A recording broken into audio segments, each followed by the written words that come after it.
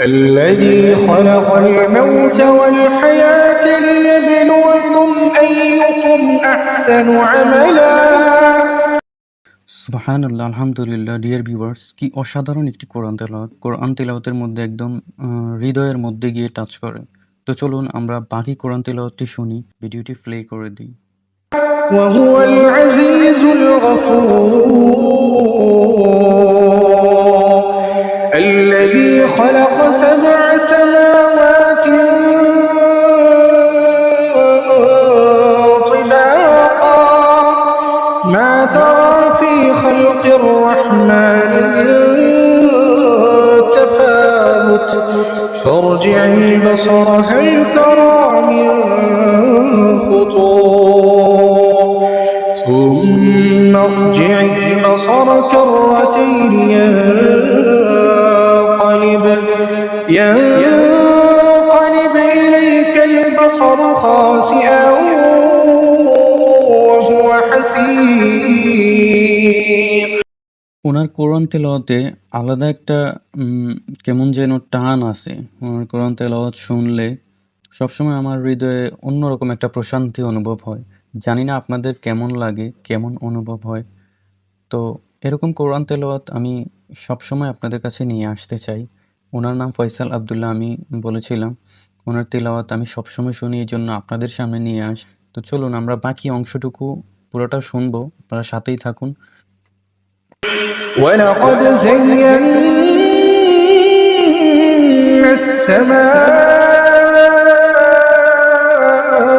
الدنيا بمصابيح وجعلناها رجوما للشياطين وأعتدنا لهم عذاب السعير وللذين كفروا بربهم عذاب جهنم وبئس المصير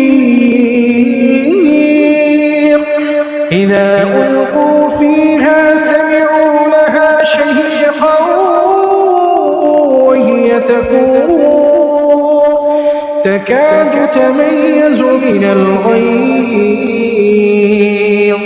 كلما ألقي فيها فوج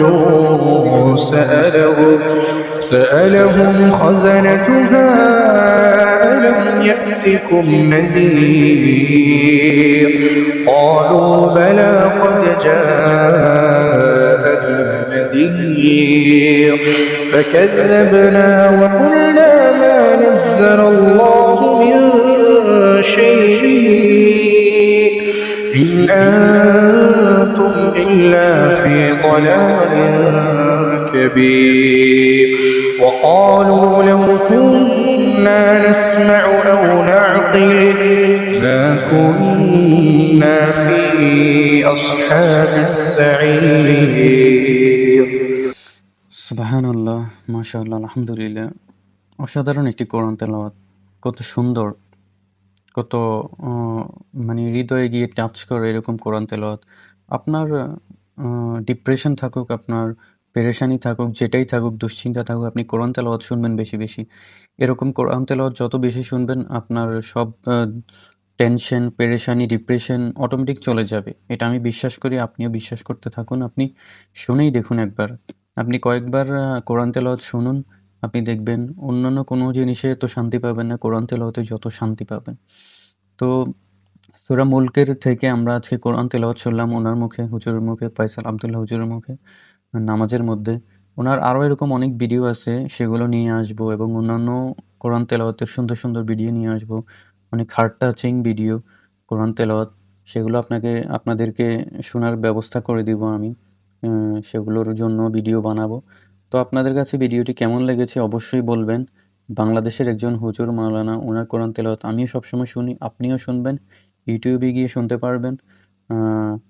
তো আপনাদের কাছে কেমন লেগেছে সেটা অবশ্যই কমেন্টস বক্সে কমেন্টস করে জানাবেন। লাইক, কমেন্ট, শেয়ার তো অবশ্যই করবেন। সবাই বেশি বেশি সবাইকে শোনার সুযোগ করে দিবেন এরকম কোরআন তেলাওয়াত। সামনে আরও অনেক ভিডিও নিয়ে আসবো কোরআন তেলাওয়াতের, এবং সবাই অপেক্ষা করতে থাকুন ভিডিওর জন্য। সবাই ভালো থাকুন, সুস্থ থাকুন। আসসালামু আলাইকুম।